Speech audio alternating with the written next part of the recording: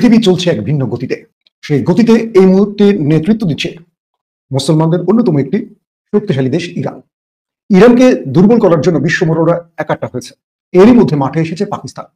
ভারতীয় গণমাধ্যমগুলো বলছে পাকিস্তান এবার ইন্টার ব্যালিস্টিক যে মিসাইলটি, ইন্টার কন্টিনেন্টাল ব্যালিস্টিক মিসাইল যেটিকে আমরা বলি, সেটি পাকিস্তান থেকে ছুড়লে একেবারে সোজা আমেরিকা পর্যন্ত পৌঁছে যাবে।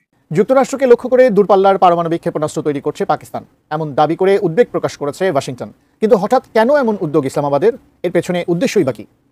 ইরানে যুক্তরাষ্ট্রের এই হামলাটা 15 বছরের পরিকল্পনার চূড়ান্ত পরিণতি। তেহরান টাইমসের কাছে থাকা তথ্য অনুযায়ী ইসরায়েল প্রথমে আমেরিকার মাটিতে বিস্ফোরণ ঘটানোর চক্রান্ত করেছিল।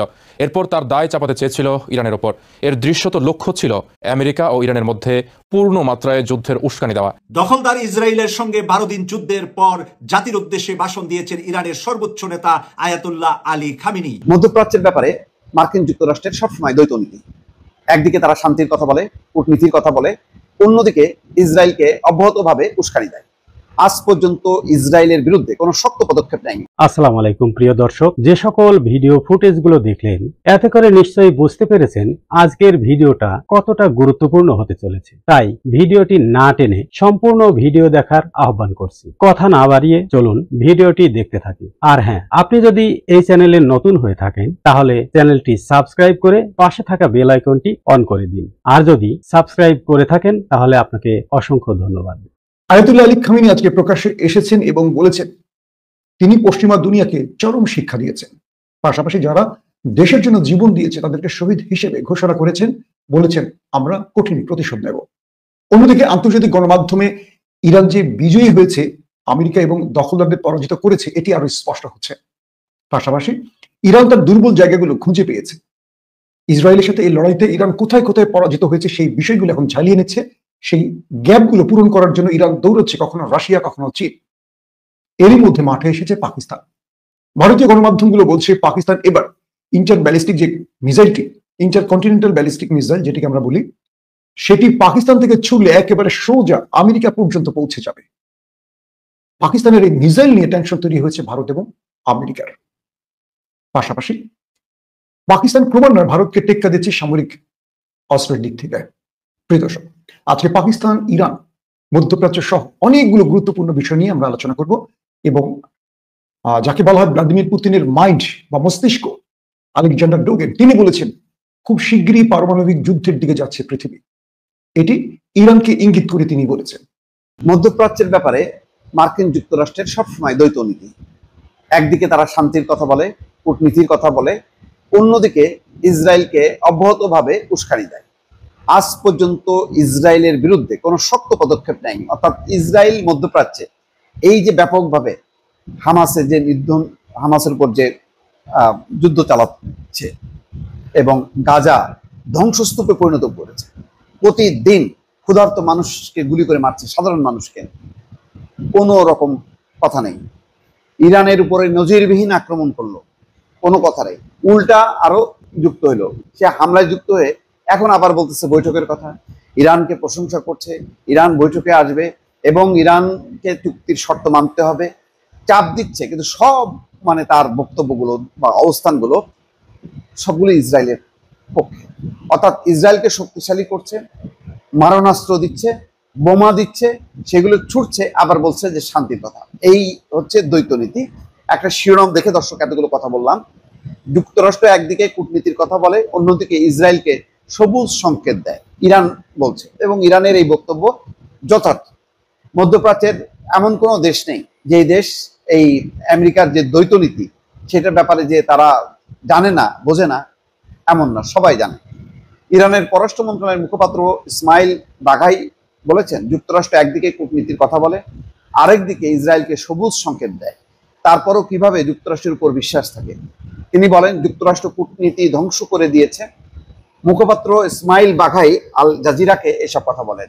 ভবিষ্যতে ইরানের সঙ্গে সম্পর্ক গড়ে উঠতে পারে ট্রাম্পের এমন বক্তব্যের বিষয়ে প্রতিক্রিয়া জানতে চাইলে তা নাকচ করে দেন। এই সময় বাঘাই যুক্তরাষ্ট্রের মাসের পর মাস ধরে চলা পরস্পর বিরোধী বক্তব্যের কথা তুলে ধরেন। সাম্প্রতিক সময়ে যদি গত 1 মাসের কথা বলা হয়, দেখবেন যে কোনো কথার কোনো ধারাবাহিকতা নাই। 2 সপ্তাহ সময় দিল ইরানকে, 2 দিন পরে যুক্তরাষ্ট্র নিজেই হামলা চালাইল।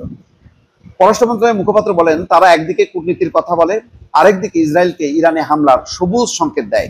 এরপরও কিভাবে বিশ্বাস অবশিষ্ট থাকে? তিনি বলেন, যুক্তরাষ্ট্র কূটনীতি ধ্বংস করে দিয়েছে। তবে বাঘাই বলেন, ইরান বিশ্বাস করে যে কূটনীতির পথ কখনো বন্ধ হয় না। ইসরায়েলের সঙ্গে চলমান যুদ্ধে থাকা অবস্থাতেও বিভিন্ন পক্ষের সঙ্গে তারা যোগাযোগ করেছে। তবে তিনি জোর দিয়ে বলেন, জাতীয় নিরাপত্তা ইরানের সর্বোচ্চ অগ্রাধিকার এবং যুক্তরাষ্ট্র আসলেই কূটনীতিতে আন্তরিক কিনা তা বোঝার পরই ইরান আবার আলোচনায় যাবে। অর্থাৎ যুক্তরাষ্ট্র সম্পর্কে সন্দেহমুক্ত না হলে ইরান আর আলোচনায় যাবে না। এর আগে তারা আলোচনায় ছিল, আলোচনা চলা এমন না যে ভেঙে গেছে, আলোচনা ভাঙেনি, কিন্তু তার মধ্যে কিন্তু তারা হামলা চালিয়েছে। সুতরাং এবার ইরান বুঝে সুঝে আলোচনায় যাবে, তার না হলে তারা যাবে না। এই হচ্ছে ইরানের অবস্থান। ছোটবেলায় প্রায় একটা কথা শুনতাম যে পরিকল্পনা করে ইয়াহুদিরা, অর্থলগ্নি করে মার্কিনীরা, আর বাস্তবায়ন করে মুসলিমরা। এই কথাটা যাদের বিশ্বাস হয়নি এতদিন, আজকের এই ভিডিওতে তার প্রমাণ দিচ্ছি।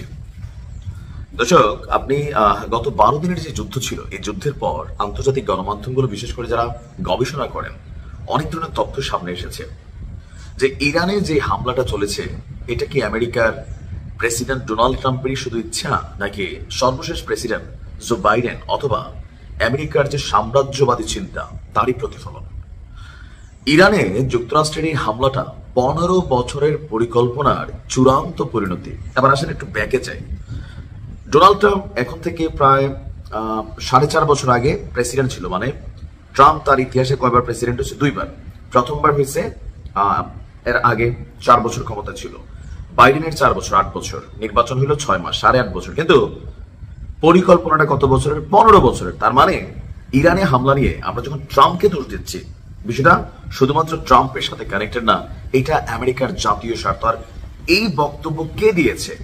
মার্কিন জেনারেল। আমি আপনাদেরকে যদি একটু তথ্যপত্র সহ দেখাই, যুক্তরাষ্ট্রের জয়েন্ট চিফস অফ স্টাফের প্রধান যিনি আছেন জেনারেল ড্যান কেইন, তিনি বলছেন ইরানে অপারেশন মিডনাইট হ্যামার এটা ছিল আমেরিকার 15 বছরের কাজের চূড়ান্ত পরিণতি। হামলায় ব্যবহৃত অস্ত্রগুলো ফোর্দো পারমাণবিক স্থাপনায় যে হামলা হবে তাতে যেন সাফল্য অর্জন করা যায়, সেই জন্য স্পেশাল ডিজাইন পরিকল্পনা এবং সরবরাহ করা হয়েছিল। বুঝতে পারছেন?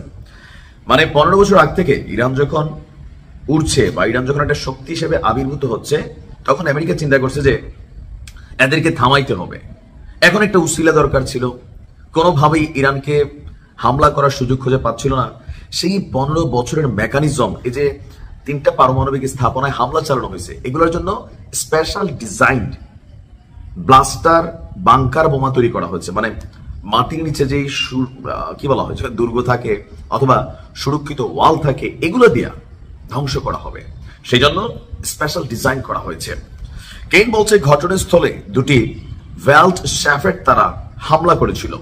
বিষয়টি ব্যাখ্যা করে তিনি বলছেন, হামলা প্রতিহত করার জন্য ইরানিরা সেগুলো কংক্রিট দিয়ে ঢেকে দেওয়ার চেষ্টা করেছিল। ঘটনাস্থলে মোট 6টি বোমা নিক্ষেপ করা হয়েছিল। এরপরে বোমা কিভাবে ফেলছে, ইভেন এই যে বোমাগুলো কতটা স্ট্রং বা শক্তিশালী, অথবা ধরেন কতটা ইরানিরা যে কংক্রিটের ঢালাই দিয়ে, মানে মাটির নিচে যে টানেলগুলো করে আপনার স্থাপনাগুলো তৈরি করছে, সেগুলোকে উড়াইতে পারে, সেটার একটা ডেমো তারা দেখিয়েছে যে এই বোমাটা কিভাবে কাজ করে। আপনি বুঝতে পারছেন?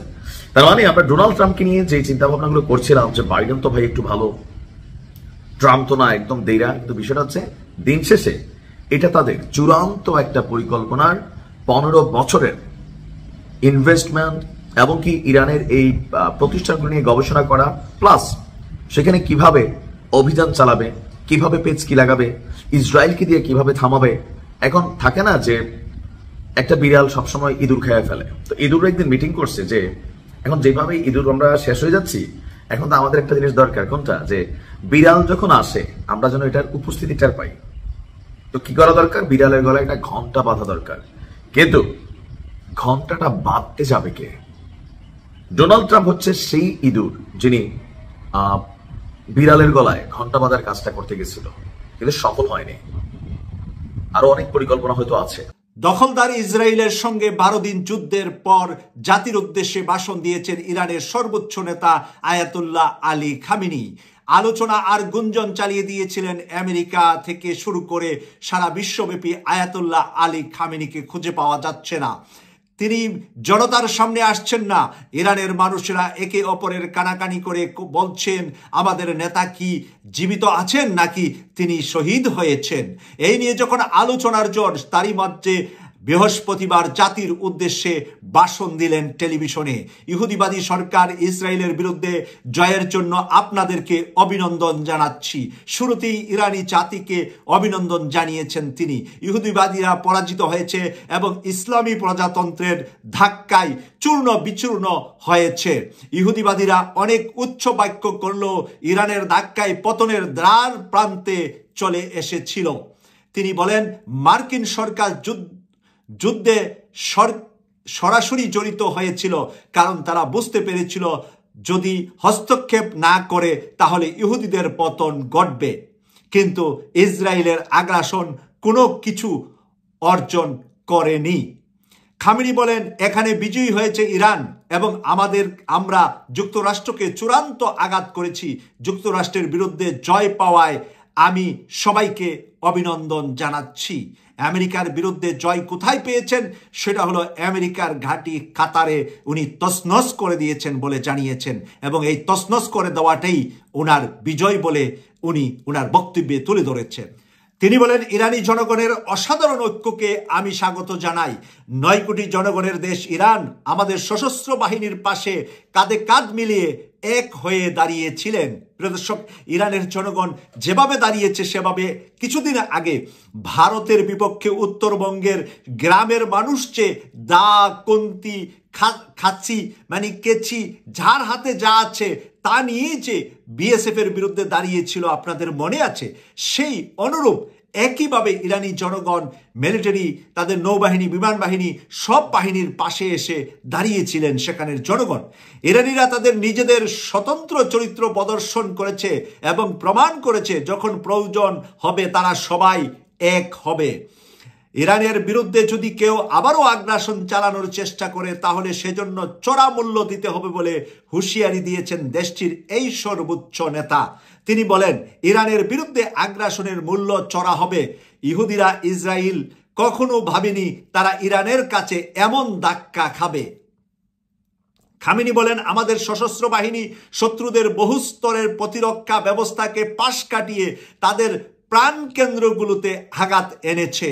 শত্রুদের অনেক স্তরের বাধা ডিঙ্গিয়ে ইরানের মিসাইলগুলাছে মানে একেবারে টু দ্য পয়েন্টে পৌঁছতে পেরেছে। এই বিষয়ে বক্তব্যে কোনো ভুল, উনি মিথ্যা কোনো তথ্য দেননি, এটা এর আগেই আমরা পরিষ্কার হয়ে গিয়েছি।